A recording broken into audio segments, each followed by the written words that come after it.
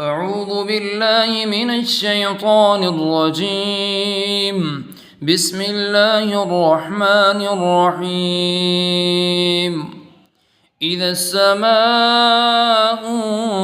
انشقت وأذنت لربها وحقت وإذا الأرض مدت وألقت ما فيها وتخلت وأذنت لربها وحقت يا أيها الإنسان إنك كادح إلى ربك كدحا فملاقيه فأما من أوتي كتابه بيمينه فسوف يحاسب حسابا يسيرا وينقلب إلى أهله مسرورا وأما من أوتي كتابه وراء ظهره فسوف يدعو ثبورا ويصلى سعيرا إنه كان في أهله مسرورا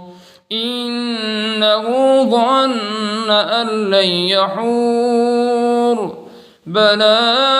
إن ربه كان به بصيرا فلا أقسم بالشفق والليل وما وسق والقمر إذا اتسق لتركبن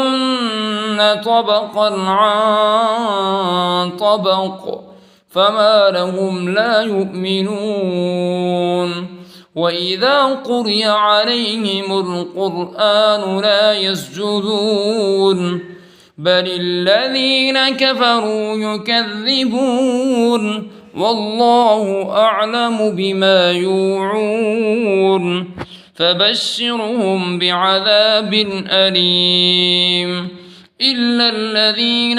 آمنوا وعملوا الصالحات لهم أجر غير ممنون.